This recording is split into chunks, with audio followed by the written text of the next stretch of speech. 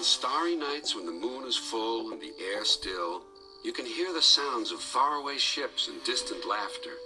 They echo over the hills and through the valley, down calm canals and sleepy inlets. Every engine knows that these are the sounds that say the harbor is hard at work at the big station by the sea. One night, a special load of fish was ordered. Sir Topham Hatt decided that extra vans must be added to the train that the men called ordered. Sir Topham Hatt decided that extra vans must be added to the train that the men called the Flying Kipper. The only vans Flying Kipper. The only vans available were old ones. They had not been used for a long time.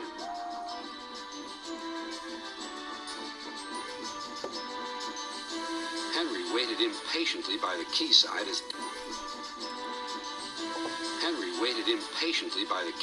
as Duck shunted them into position. Thomas puffed by with the mail train.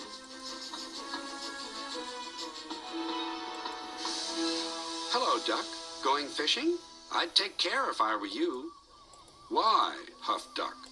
Well, Hello, Duck. Going fishing? I'd take care if I were you. Why? Huffed Duck. Well, for one thing, puffed Thomas, remembering his own experience, if fish get into an engine's boiler, they always cause trouble. And for another, fish can be awfully smelly. And I know what I'm talking about. Good night.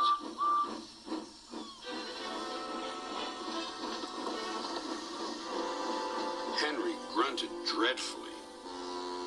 You'll just have to put up with it, Henry, said his driver. At least the extra load will mean you can have another. Just have to put up. Henry grunted dreadfully. You'll just have to put up with it, Henry, said his driver. At least the extra load will mean you can have another engine help us up Gordon's Hill.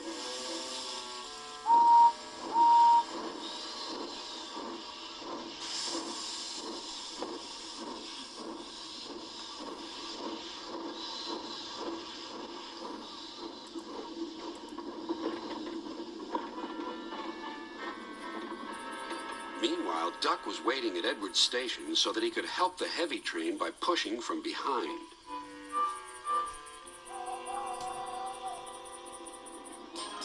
Henry made good progress.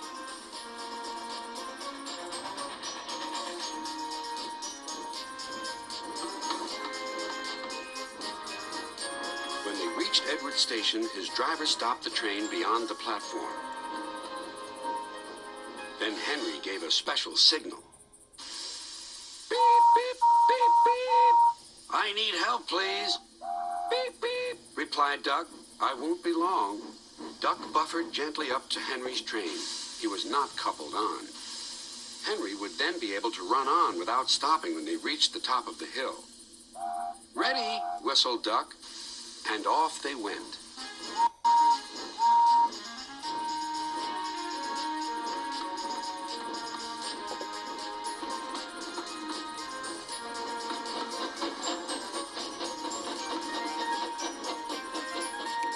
Soon they reached Gordon's Hill. Push hard, puffed Henry. We're doing it, replied Duck. Henry was pulling his train harder than he realized.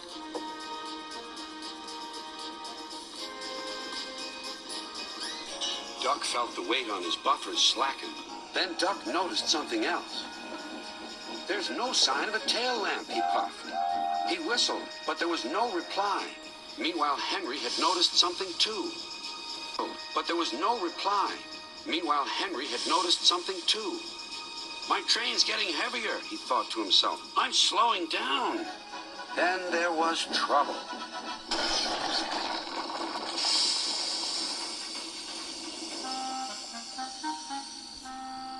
No one was hurt, but a strong smell of fish hung in the air.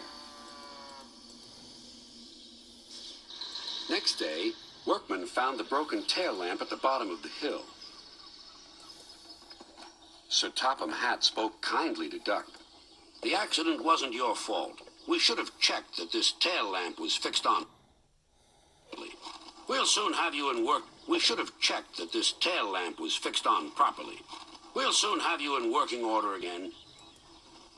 Thank you, sir, said Duck sadly. Thomas told me to be careful about fish.